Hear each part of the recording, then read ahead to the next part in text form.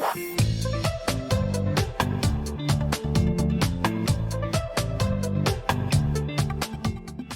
right, So so the personal statement, yeah. the personal statement, yes, I'm excited to to get in depth with you. Um, so you read the Yeah. new edited version. Should we start with the first paragraph? Because I did change a little bit the opening. Because my goal here is to basically kind of as an attention grabber.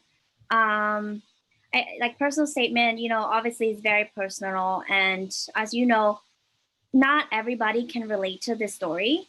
However, I want to relate to whoever's going to read this in some sort of way, like spring of 2006. After you read this, it gets you to think of where were you in your life in the spring of 2006, let's say. I also wanted to leave it open ended as to not telling, like where did my mom go at the time, because I wanted to be interested, and then when they read the second and then lead to third paragraph, then they find out where she went. So, what's your thoughts on the opening paragraph? I like it because, yeah, as you said, you're not giving everything away right away. So there's a bit of a hook, the uncertainty, the not knowing. Why is she not there? A lot of unanswered questions there. It takes time before you even get there. The third paragraph, even that's where you start alluding to international travel, separation there. And you also say that you'll reunite 8 years later almost. So you do close that open loop, which is nice, but it takes a while to get there, which is also good in a way. It keeps people engaged. Okay, because I'm still struggling with the third paragraph. To be honest, I couldn't, because before I placed it right after the second paragraph, and it just doesn't it doesn't flow well. It's like you read all this narrative from that night, but then it's like boom, she left Cambodia to United States. It just doesn't flow well. So I separate it to the third paragraph. I'm still struggling with it. I don't like the second sentence, or maybe I'm just being too critical. What do you think on that? Because I think it's really important to, yeah, like you said, to wrap it up and show. I mean, I have to show it somehow, some way, that where she went and how long did it take. Mm-hmm. Maybe there's somewhere else you can close that fully and say 8 years later. So maybe the first sentence of that paragraph talking about Cambodia, at least you're explaining and clarifying that does relate to international travel in some way, potentially immigration in some way.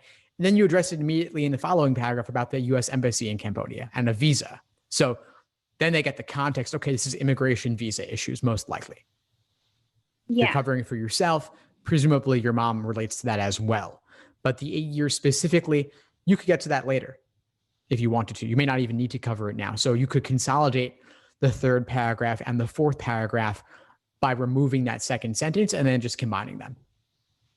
Oh, so you're saying, like in combining the last night with my mom before she left to the first interview paragraph?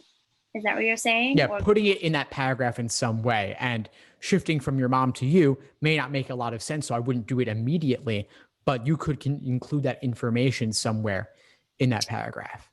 okay, okay, I see Or what you you're. could include it in the following paragraph also, because the following paragraph is about your mom specifically. Or at least saying, be able to see your mother again. Little did I, or like you could, I mean, this is just one way, but little did I know that 8 years later, my wish would be granted. Something like that. Okay, I see what you're saying. It's so funny that like triggers me because I did write little did I know, but then I deleted it because I was like, yeah, because I was like, I don't, I want it to be as simple as it is, not making, but also not as, I don't know, casual. I'm really being critical, sentence to sentence, to be honest with you. That's Um, good. No, I think you should be. And that's how the best writing comes about. But the 8 years loophole closer could come at any point in this essay. It doesn't need to be in that third paragraph specifically. And if it's not fitting smoothly, I would put it somewhere else. So put that to the side and potentially include it somewhere else in the essay. okay, that makes so much sense because yeah, I think the part where she left, explaining where she left Cambodia to the United States, I think it's really important after the second paragraph to, I guess, let people, let the readers know that this is where she went and not. Okay, I see what you're saying. Thank you. Um, the fourth, the the fourth paragraph, I did include it in a very lengthy email. If you, get to that sentence, using my broken English, because I did use my broken English at the time. What do you think on that? Because I wanted to show that, back then I didn't know much, and now I show you through this writing. I see what you're saying. So you have concerns that maybe when they see you describing your own English as being broken, you want them to know it's significantly improved since 2013. Is that the what you're getting at there? Because I didn't at first, and I talked to some outside friends, and they said that I should do that because it really show the improvement in the essay itself. I don't know if that I don't want it to bring it to attention that I only learn English for so many years, and I want to go to law school and learn obviously the law of the U.S. So I don't know if I should address that or bring it to attention. Well, the most concise way I can think of would be to say using my then broken English, Okay. clarifying it was back then. Since then, it's improved significantly. Obviously, they'll see from this personal statement that your English is very good.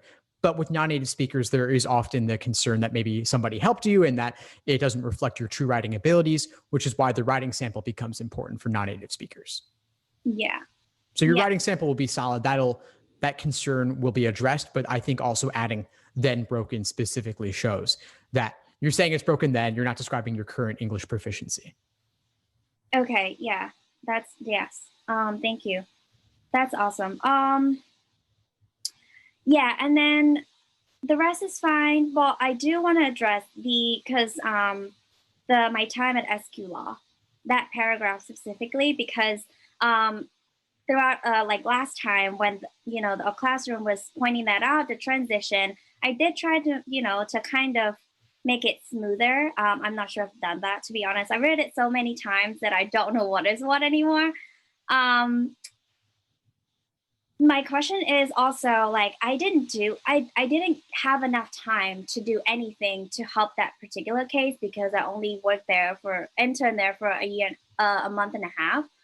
I don't know if I should address this, but it was also a turning point for me when I interned there. That's when I realized that I could really see myself going to law school, become an attorney one day. I don't know if I should, because you last time I think you said that it can be taken out or it doesn't have to, as long as I make it smoother and parallel with my own story in some way. Exactly. Yeah. And I would still agree with that. I think the transition could be smoother. And even if you were not able to work on that particular case or significantly address that particular case, in a way that's kind of interesting. It's unexpected because my default assumption as like a template or a cliche would be, I worked on this case. I was able to help a lot. Now I want to help even more as an attorney. Nothing wrong with that. That's fantastic. We love that. But it's more interesting and unexpected if you worked on this case or were exposed to this case and you weren't able to do anything about it. That's kind of sad, but it's also not the end for you in your career journey because you're going to go to law school, you're going to get the JD, and then you'll be equipped with tools in the diploma to be able to actually help others in that similar situation. And you said that like you say previous sentence, I wondered how many cases besides my own were also being mishandled. Then we have an example of a case at this law firm that is being mishandled in custody for more than 4 years. It's a painful experience to witness this, and I wasn't able to help. But I want to help others in similar situations going forward. Okay. Okay, that makes sense. So just describing that, I can only help so much. I helped a lot, but I wanted to help more in the future that I can obtain this law degree. Okay. Okay, awesome. And then my closing paragraph. Because last time, to be honest, before I sent it to you, I had a thought. I had to think really hard, and I wrote a different opening paragraph. That's why the rest of the paragraph last time was kind of half and half. But I did, in the ending. What do you think of that? And because also the length. I think this is more than 2 pages double space. Hmm. And a lot of school, some school that I want to apply to, only 2 pages double space. Right, correct. Yeah, so it is a little bit on the longer side. And this closing paragraph is, I don't even think you need it because you're explaining what's already implicit in the essay. Like you're paralleling your experience with the experience at the law firm. That's already implicit in the essay because they're juxtaposed, yours, then theirs. Now you're saying my experience with the US Embassy, meaning personally, and then at the law firm, together reaffirm. That's already in the statement. So it's like you're saying something that's obvious in a way. Okay. So would you like even say anything in a sentence to like finish off with this the SQ law paragraph just to wrap it up, or would you just leave it as is? If you wanted to put a concluding sentence that ties them together, I would do it at the end of the previous paragraph where you're already talking about the other law firm, the law firm. Okay, like together and not like in a separate paragraph. Exactly. Yeah, because you don't need to devote 3 sentences to this or 4 sentences to this when you could do one that would be just as good and help you shorten the essay at the same time. You also mentioned URM status. I would not include that in this essay. I would include that in a separate diversity statement. Okay, I see what you're saying, which is the next question I want to ask with the diversity statement, because some schools saying 1 page double spaced and some say 2. And there's a few topics that I want to ask your opinion on, because I honestly don't know what to write about now, because this is still in a working progress, and then studying for the LSAT, obviously. So I have two topics. One being growing up in Cambodia for 16 years, because I do think that's a significant time, before coming here to a different culture, obviously. I did have to be, like my own emotional support. So I want to talk about that in depth, kind of to tie with the theme of my life in Cambodia when my mom left, to the Right. personal statement, if that meant, yeah. The other one, though, is very personal. It's like growing up in an abusive household. It doesn't really tie into that. I mean, there could be a way to tie that into with a personal statement, but I'm just not sure whether I should bring up that point because there's a lot of things happen, but I don't want to jump from one point to another. I want to, just stick with one theme, one point. Stick with one theme within the diversity statement or in the application as a whole? The application as a whole, I would say, because I think, if I'm not mistaken, diversity statement and personal statement is very important to kind of get to know the applicant. And Correct, yeah. yes, and my goal for 2-3 minutes that they spend reading this, I want them to get like me out of this, like the applicant, get to know the applicant a little bit more than the rest of the application. Yeah, correct. That's true. That's true. I think either of those topics could make for a good diversity statement. It's all in the execution, especially when you're dealing with sensitive topics like an abusive household. There are many ways one could go about describing the exact same situation. And so you want to be careful how you go about it. There could be fantastic essays that result from that topic, though. Okay. Was this the growing up in Cambodia? Yeah, either one could be fine. It's all in the execution. I would need to see drafts before I could say. If you wrote 2 drafts, then the question is which one is a better draft or which one is a better road to potentially go down. That could be the way to solve the issue. Yeah. The problem is though that, like I said, some school 2 pages double space and some was 1. So I'm like struggling with them. Like I don't know whether to write separate ones for that school for 1 page and then the other for 2. Yeah, I mean that's a good question. There's no easy answer on that. If you write one double-spaced statement for diversity statement, then you're covered for both. But if there's more you wanted to tell that didn't fit within that space, you could have an extra paragraph that's like a take it or leave it. Keep it for the 2-page requirements, remove it for the 1-page requirements. Can get complicated though, and you don't want to try and go over it. So I'd say maybe it's simpler to just do one. It's up to you though. Once you write it, you'll see, do you really need more than 1 page?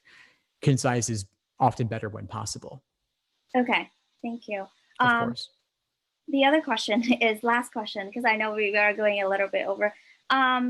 Should I keep this diversity statement as a narrative, kind of similar to my personal statement, or should I write it in a like a telling or different style?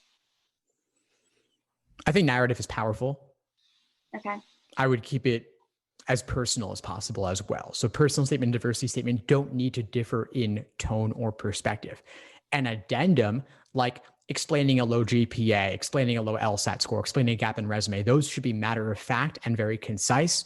So you don't want to be anything approaching flowery or super detail oriented. I mean, details, yes, but in detail, personal details, no. Relevant details, yes, for the addendum. But for diversity statement, it could also be personal in nature as well.